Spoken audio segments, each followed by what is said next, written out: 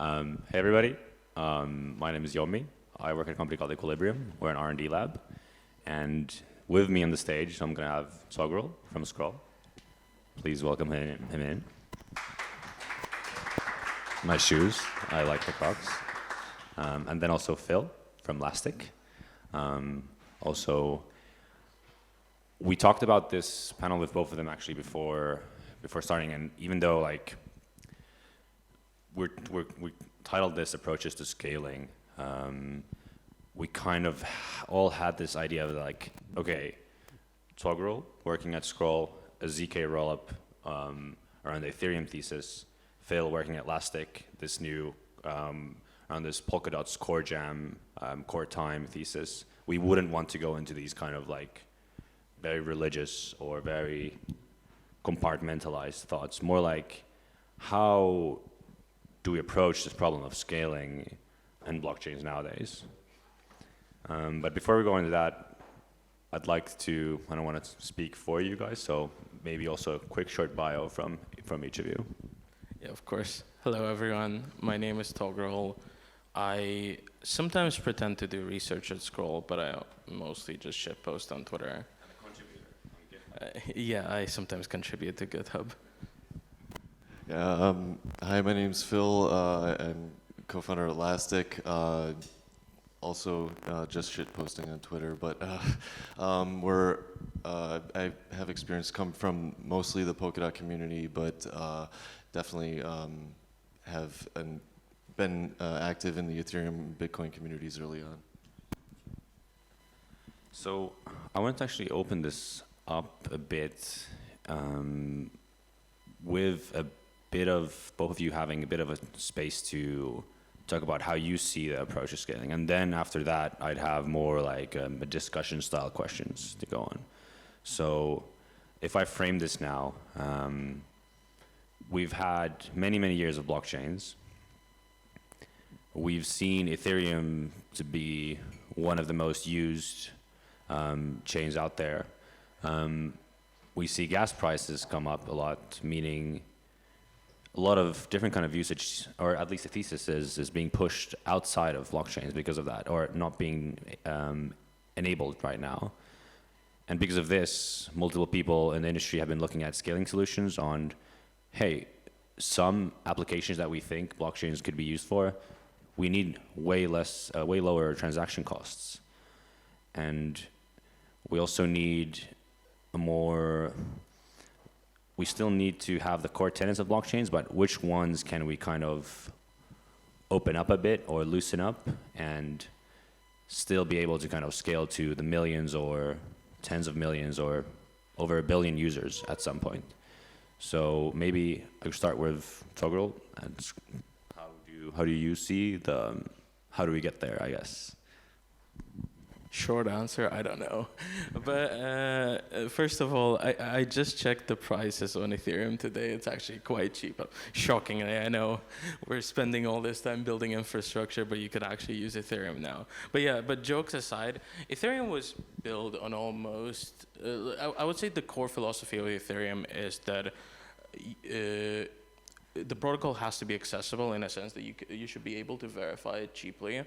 And so it was always the case that it was understood from even before Ethereum launched that Ethereum by itself in the original form will not be able to scale to like Solana levels of throughput, and with that philosophy in mind. So the idea was originally it was sharding, but then at some point it was realized that sharding in the way Ethereum was working on it was extremely complex, introduced loads of assumptions, and eventually it was realized that rollups just make more sense. And so eventually, I think it was in 2020, Vitalik published this paper, the article that's called The Rollup Centric Roadmap, or I think it was a tweet, I don't remember. It was either an article or a tweet, a thread. And so it outlined what steps Ethereum needs to take to facilitate rollups being the main source of scaling for Ethereum.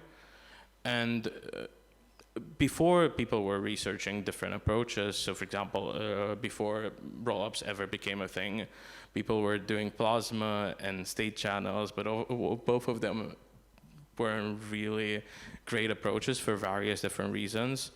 And it was Barry Whitehead in 2018 who introduced the idea of rollups.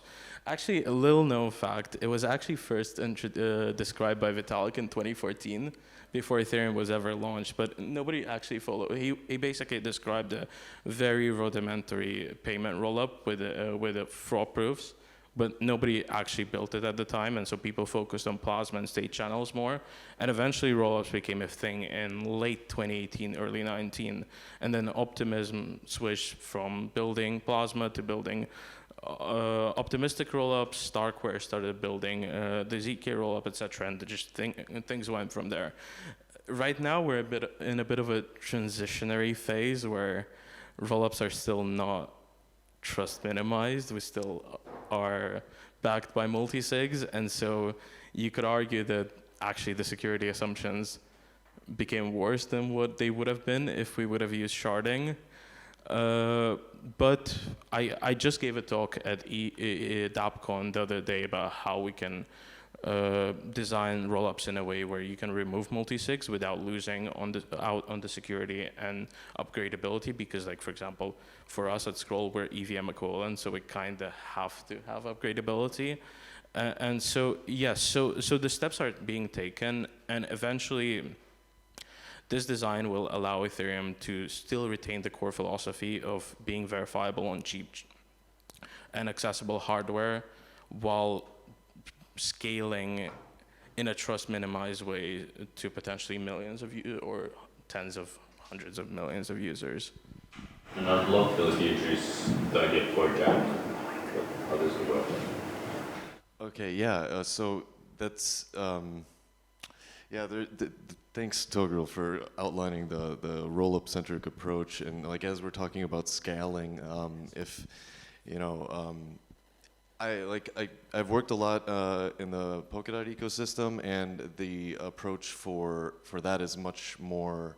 It's different from optimistic rollups and ZK rollups in the fact that it's validation in a sharding-like way, but that requires these sort of slots that you have to get as a chain.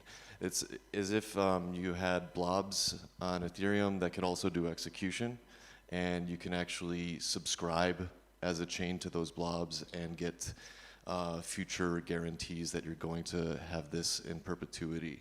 So that's like Polkadot's approach in like Ethereum language, which I think Polkadot needs to use more standard language. So basically, there's you build your own version of a Polkadot L2, and you inherit that security and get that guaranteed execution and DA using core time. And each blob is essentially a core, or each core is essentially a blob that provides execution and something that you can get guaranteed access to for a month at a time with the option to renew ahead of anyone else. This is a radically different approach than anything else that's being done. I think it's going to pave the way for others to look at it, which we've seen the ideas of execution tickets on Ethereum come out, which is something that's trying to get more to that approach. But because there's a lot of uncertainty to get that data availability and execution on Ethereum, because you're always competing every block for a highly limited, scarce amount of 6 blobs right now, and you don't know if the price of that is going to go up. It's extremely unpredictable. So yeah, what you get is the validation on chain by the beacon chain of Polkadot.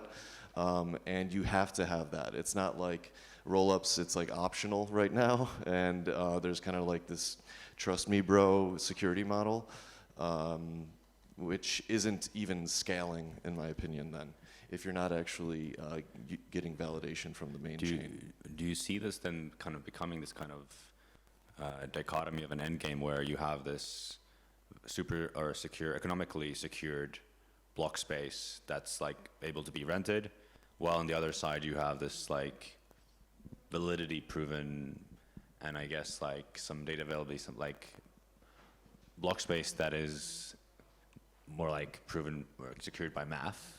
Do you see these at odds with each other? And I mean, both of you can also answer or add to that. So there's like two sides to the coin, which often are pitted against as like two separate things, which is the cryptographic versus cryptoeconomic security. And like Polkadot and optimistic rollups use cryptoeconomic security, and ZK rollups obviously use cryptographic security, they each have their advantages. So yeah, there's different approaches, and they all have their trade-offs. There's definitely huge advantages on the ZK side, which Polkadot does not support, but its architecture could upgrade to support it quite simply. But yeah, these different approaches, they all have their own trade-offs, and it's interesting to see right now what the greater community values is like. What do we really need? And in a markets way, the users of the rollups tend to not care of this, and it's kind of the onus is on the builders to create secure systems, which, in my opinion, many of them have not been holding up to. Even on Polkadot, while it is validated by the main chain and so on, each chain can have its own centralized governance, which I've written about as well. So there's always security risks. No matter what the main model is, you still have to play the game correctly. I would just like to say that everything that is not ZK will eventually become ZK. It's just a matter of time, I think. I think with both optimistic rollups, and I think it applies to Polkadot as well. There's nothing preventing Polkadot from adopting ZK at some point. It's just like, I think we're at this stage right now where ZK is almost there, but it's not quite there. So it's easier to build a new system that uses ZK than to adopt it to an existing system, because you introduce additional risks, etc. And so I think eventually, once the underlying ZK tech matures, I think most of the protocols are going to adopt it in one way or another. So do you think though that there's a great article written by Rob Habermeyer about the pros and cons of this, which I studied before this talk, obviously. But he argues in that article that there's always an economic upside to doing cryptoeconomic security over cryptographic security for things like intense execution. This is something that like ZK will always have a disadvantage, because there is always that, correct me if I'm wrong, but there's always the extra step of doing the ZK proving, which will always create an extra computational cost. Yeah, actually, I remember the post that you talked about. I think it was very contentious on Twitter. The people were like back and forth if this makes sense or not. But even then, if we do go to this like fully, hey, okay, the way to scale is that instead of this pessimistic way or the normal way of re-executing everything, which, I mean, it does sound quite like, why do we need this? Just generating this proof and then having this verification, does that mean then like the end game is still that we need crypto economic security for this massive verification layer? You do see some VC projects now, especially Nebra, some others that do maybe have this thesis, but nobody seems to think of them as really competitors to Ethereum or Polkadot, but will they be? To add, I'm not sure if I'm adding to your point or not here, but I think there are certain trade-offs right now with ZK. Obviously, you introduce a delay. You can still do, so how it can work, for example, or how ZK rollups on Ethereum achieve finality. If you publish the data, you can just re-execute and check the end state, and then just wait for the validity proof to be able to transact between the L2 and an L1. So that's the disadvantage, but you can still re-execute if you want. But eventually, we are slowly getting towards having real-time proofs, where essentially a proof would just be published with the block, so you don't have to wait for the proof to be produced later. It's not really viable at the moment. Like, even in the best case scenario, you probably are waiting for like a minute or two before the proof is produced. But we've gone a long way in the last 3 to 4 years. I remember looking at Zcash back in the day and looking at the numbers and thinking, oh my God, it takes like 3 minutes to produce a proof. And compared to like a zkVM proof, for example, that's like nothing. That's orders of magnitude cheaper to produce than what it takes to produce a zkVM proof. So we're getting there. We're not quite there. The tech is not sufficiently mature yet, but we will get there eventually. And then I'm not sure if you want really, really fast finality, like Solana style of like a few hundred milliseconds, then I'm not sure if you can actually have that fast proofs. But like I actually am not convinced that you need block times of that speed. I think like I don't see, with the exceptions of a few applications, I don't see a reason why you would have 400 milliseconds versus like a second or 2 seconds. It actually introduces certain side effects that are quite negative. Yeah, for sure. But like at the end of the day, you need don't you think you need the crypto economic security to choose which proof is the right one? They could equally be valid, but crypto economic security will always take care of the ordering. With cryptographic security, you can get attestations of validity of execution, but cryptoeconomic security will always supersede it. So, for example, think of it this way: like, let's say you have a protocol that has governance embedded in it. You can always vote to ignore the validity proof and accept a different state transition or whatever. Like, it's up to cryptoeconomic security / social consensus to actually pick which way to go. So you'll always have that as a way to like supersede cryptographic security. And do you still see then that like that the hybrid model then is like makes the most sense, or like getting like some kind of like pre-confirmations or something via like consensus, like going on to the earlier point of like, if we have this end game of like, okay, the cost of proving, or even the latency of proving, is just going down and down and down, like, I guess my question is like, what other components are there still to be explored, and how do you guys see this approach? Like, we also have maybe issues on scalability with like state bloat or something like this. Do you think these are pressing matters? Do you think some like UTXO based model actually has more future on here, or?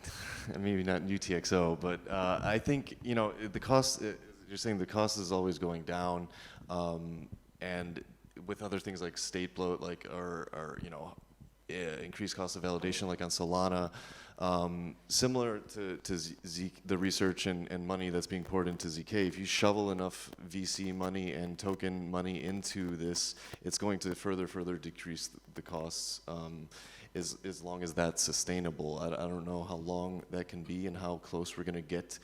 I don't think we're ever going to get to zero, though. Like, it's always going to be an extra step, and therefore more computationally expensive. It's great to see the advancements, because like the narrative shifted 3 years ago from now, like, immensely, and how cheap it's become with ZK, and the fact that so the main advantage in my view of cryptographic scaling is that you can, like, without a doubt, like, prove it has like huge guarantees over the crypto economic side. But at the end of the day, you're going to need the crypto economic side to decide as a group what we agree on as the social, as people. At the end of the day, the machines are working for us, don't forget. And we have to agree on what the shared state is. I like to say that there's no guarantee in blockchains that cannot be superseded by cryptoeconomic guarantees, because like, even if you say like, oh yeah, signatures are like, the probability of you breaking a signature is like 2 to the power of minus 128, the social consensus just say like, screw it, we'll just ignore it, like we'll just accept a different signature that is invalid as a valid signature. But ZK allows users to basically, while they can still have the crypto economic guarantees supersede that, you have an option similar to how, like, if you run a Ethereum full node, even if the consensus tells you that this block is valid, your full node can check, and if it's an invalid block, it'll just say, yeah, guys, I don't care what you say, I'm just gonna ignore you. ZK allows you to do the same thing, gives you that option. And I think it's unrealistic to expect that every user is going to run a full node. So ZK bridges that gap and allows an average user, let's say a mobile wallet, to have that ZK verification, and then let the user make a choice. Oh, do I accept the crypto economic consensus, or do I go with what the validity proof is telling me? And I think now is a good time to then bring up something you brought up earlier. I was going to bring it up later and rug you both because we're talking about this scaling and everything, but as Toggle mentioned, like, I think Ethereum is the most used chain, yet currently the gas costs of transfers are around $1 or something. I think it's one of the lowest that it's been in years. Is there too much block space? Like, do we still need to scale, or is there some magic use case that actually then gets unlocked when we get like enough zeros in the 0.000000 transaction cost? So I'm working for Elastic, which is a block space marketplace, and we look into the economics of block space itself. And while gas might be cheap right now, it's highly unpredictable. So like you have these highly revenue generating block space mechanisms, blockchains, like Bitcoin and Ethereum, that have continuously reached capacity and continue to do so. And those ones are great. There's not too much block space on them. I would argue, I used to argue that they could use a little more. But with these approaches to scaling that developed in 2016, 2017, and so on, we now have tons of other projects which have an extremely ample amount of block space, and I would argue that the demand will never meet that supply. Will never ever meet the supply of the block space in the same way that Ethereum and Bitcoin will have. Like Ethereum and Bitcoin have this ETH is money meme, BTC is whatever, gold hodl, and all this stuff. That whole approach and ideology is just not scalable to other things. We don't want Polkadot to have become extremely expensive to use. That's the point of scaling, is to create good developer and user experiences. So the price of the block space when it's not meeting capacity all the time is super cheap, and it's supposed to be cheap. So what they have to, Solana is this great learning experience for many of us who've been around, where it's this monolithic chain that pours tons of resources, of its own resources, into keeping fees low. And that attracts developers and users. It doesn't really, at first, help the validators on that network, unless they're heavily subsidized by some other revenue stream. So this is what the other rollups need to do. They can't think in this old model of fees are the way to generate a continuous sustainable revenue. So they have to do things like MEV, where they get this alternative revenue, or maybe eventually we find out that rollups on Ethereum don't really care about the inherited security of Ethereum and are simply using it as a door of liquidity by having a smart contract on it, and choose their ordering and shared security on another layer. That's very much possible, and I just don't see that block space. I see block space on Bitcoin and Ethereum as being continuously unpredictable, which has created the demand for scaling approaches that offload everything elsewhere. I have a bit of a hot take. I'm not sure if it's actually a hot take or no, but I don't think Ethereum, ETH, or Bitcoin, BTC are actually money. I didn't say that. It's just a meme. I didn't claim that myself, but that's the no, meme. no. Yeah, I know. I'm just saying. I actually disagree with that. Even though I work on Ethereum, I don't think ETH is money. Going back to the point, I actually, when you were talking about the prices being cheap right now, I was gonna add that let's just wait until somebody launches inscriptions or something on blobs, and then the prices just blow up for no They reason. did that. Yeah, but it died down very quickly. I was actually surprised. I expected it to happen, but I expected it to last for longer than it did. But I think someone is gonna come up with other use case that is gonna like saturate the blob space at some point. It's just inevitable. So I think in generally, I subscribe to this idea of induced demand to a certain degree. So for example, if you look at Solana or like Polygon, where the transaction fees are really cheap, you get a lot of spam transactions purely because it's so cheap to just send a transaction and whatever. Like instead of trying to actually work with validators, etc., to land the MEV, I can just spam as many transactions as possible to the chain and like not really care about the cost because the cost is negligible. And so I think as long as the chain is sufficiently used, there's a sufficient amount of MEV on it, and also as long as we use AMMs, it's always going to be the case that if the fees are cheap, people are just incentivized to spam. Whether they're incentivized to spam to the point where like all the block space is saturated, I don't know. I don't think so, especially like with the way the overall block space is growing. But I think for those chains, there'll still be sufficient use to at least partially saturate the block space.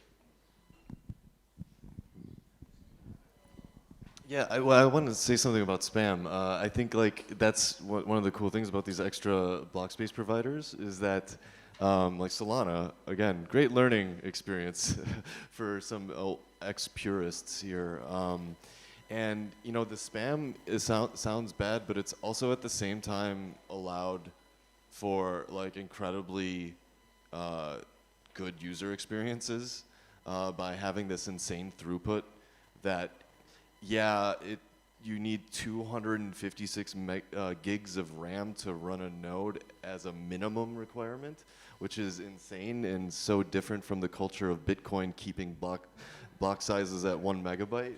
But it's not even that. It's the fact that I think to run a validator node, you need like a stable 1 gigabit connection both ways, which is like how many people can actually access. Yeah, and that's why it like centralizes automatically in these ways for sure. And but the point is like the spam that it allows to have, it might not be totally a bad thing. It's unsustainable in some ways, but if that spam turns into actual usage, then you have something that's worth way more than the cost of running this spam, because then it's actually useful and then it's securing a bunch of economic activity that's greater than the costs of these nodes and will incentivize more validator nodes to come on board and increase the overall infrastructure of a project. I wasn't saying spam as like a bad thing. As long as it doesn't fully saturate the block space, then whatever, people can spam. And it's likely that like if the block space is not saturated, any chain with a viable economic activity will have a lot of bot activity. It's just inevitable. Yeah, the question is like, how do they sustain themselves? And if you're MEV. If I mean, if your purpose is to keep fees low, it's like it's MEV. There might be some other tactics, revenue streams that are out there still up for grabs. That maybe it's not about the amount of activity, but it's the amount of other things like storage. Who knows? That's something we're looking into, and if you really calculate the costs of all the block space providers besides Bitcoin and Ethereum, they're actually still like they're no different than Facebook in 2009, just pouring tons of investment money, incentivizing people with free or cheap services in the hopes of gaining a revenue stream somewhere else. So the block space is actually negatively priced, and these other chains, even Solana. Yeah, I think like the follow-up here is like, do you then see like the word liquidity was mentioned, but I think another word similar is like distribution. Like we're talking about all these scaling issues, but is it just scaling for some specific types of brand? Like you had some parachains at some point move to become Ethereum L2s or part of something. Like, was that just, seems like that was just a distribution play of like, okay, now, or maybe there was something else behind the scenes, I'm not sure. But how much do you see like actually distribution being? Like even actually, Solana was mentioned here again. A lot of people saying this again is like, there is some distribution or base distribution. This word gets used a lot in this context as well. Any comments on that? Is that a new buzzword? About like people L1s becoming L2s, etc. I actually made a joke a few months ago that the L2 stacks are just hospices for dying L1s.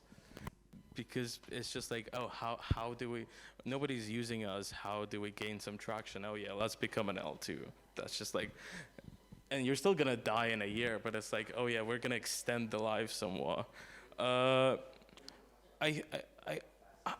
not actually sure, like, by distribution, you mean like distribution of block space among multiple, like the As in like, instead of the block space, okay, where do I get the best block space or like the cheapest block space? It's like the block space that has this amount of users or liquidity ready to come on. Like maybe it's related to wallets, maybe it's related to the liquidity on the chain, which can be bridged securely, stuff like that. I guess it's both. If you want to grow the pie and scale to like millions or like tens of millions of users, you kind of have to have both. You have to have cheap transactions and also liquidity, cool apps, etc. If you just have cheap block space and nothing else, you just become Celestia. Sorry for the job, by the way. Yeah, there's more to that, but the thing is, like, I really think that if they're not even using the block space according to their claims, like not having fraud proofs, for instance, then it's just about the liquidity in the end. I mean, in my opinion, Ethereum is the highest market cap crypto that's like actionable, like that people actually use to like lock in and move on to other protocols. Like Bitcoin has the highest market cap, but like most people are just hodling and not doing much with it. So people want to go to where the most activity is. You can't blame them for that. It's not so nice to like build up a community and then like abandon them for just getting some money on another thing that with no real approach to creating or bringing that community over or serving the community you've built and have invested in you for so long. So that's like kind of a dick move. But at the same time, these are businesses that need to generate activity and TVL, and the best place to go to get that liquidity is Ethereum. And if that means even just like memeing that you're a roll-up without actually inheriting any security or using that block space, then that's something that the Ethereum community has slowly come around and realized this for what it is. But the hope is that because these are high trusted chains, that there's going to be problems with that, and the value in the end will accrue to the most secure, stable chains and providers. That will take time. And in the meantime, people are going to make a lot of money, people are going to lose a lot of money, but that needs to happen over time with hard lessons learned. Yeah, we're now heading closer to the end of the panel. Would one of you still have a topic that we haven't discussed or a question you'd like to ask one of us or bring up as a discussion, or should I open the stage for questions from the audience? I'm fine with either. I don't really have. Do we have any questions from the audience or a question I haven't discussed yet? If you come. So you had mentioned about how the block space providers can make money, and one's fees and the other one's MEV. And you said that we need to explore other business models. Do you have any thoughts about what these other business models could be? Would it be something outside the blockchain? Would it be a new feature of the blockchain? What can you make some speculations on that? Yeah, I don't. It's hard to predict any like new features that don't exist already. But MEV is the main one right now, and I think there's a lot of time and surface area to explore with that with other chains. So I think that that's the main thing people are going to go for. However, with other chains that where maybe MEV isn't so possible, it is probably in their best interest to look into getting. Let's say roll-ups to choose them for shared security or ordering over Ethereum, where they're at the end of the day maybe just getting the liquidity. Now there's technical problems with that, but there's ways of combating that as well. I think if you just look at the things we have right now, like MEV wasn't like even much of a thing many years ago. It wasn't a thing that people knew about. So I think there's many other areas people can explore, but in order for these block space providers to justify their valuations, they're going to need to bring people in one way and then monetize them in another way. We're not like we like to think of ourselves so different than Web 2, but right now we're really not that different in that way, especially. I would argue that MEV became a thing as soon as DeFi became a thing. It was a natural I'm going way back, like Bitcoin, early Ethereum. Yeah, if your chain is just built to send transactions from one user to another, there's not much MEV there. You can still have like CX, MEV and stuff like, but like yeah, there's minimum amount of value to be captured there. So yeah, you have to like look for other ways to accrue value. Just the final touch is like, do you think these could be like on-chain gaming? People actually being ready to pay block space fees because they are having fun, or some kind of other app style. I think Near has tested out some of these things where suddenly you see on Twitter there's a huge amount of influx on users of Near, and it's some app using Near as a backend, and there's some like, utility of having it on a shared ledger. I don't know how much notes on this. I'm no expert in gaming. I find it to be an interesting venture to get the people that hate Web3 the most to try to bring them in. That's a good challenge to have, though, if you can really convert this audience and give them a product where they either don't notice a difference or notice advantages, then that would be a huge win for Web3. I'm still not like fully convinced that you can have a sustainable chain without MEV, like unless you restrict the capacity to a point where like like for example Bitcoin, where the demand always exceeds almost always exceeds the supply. I think it's possible, but like maybe as the hardware becomes more accessible and you can like get Solana style hardware for like a really cheap price, then maybe it becomes possible. Does this mean like we're just going to keep on having financial applications? That's it? No, I don't think any chain will be limited to financial applications, but that's what's going to drive the main value accrual for those chains. I just don't see a way around it, at least for now. Maybe in like 5 to 10 years that changes once the hardware becomes much more accessible. But right now, I think, well, like Celestia is making what, $100 a day or something? Like 70. Yeah, like that's. I'm not sure if that's sustainable.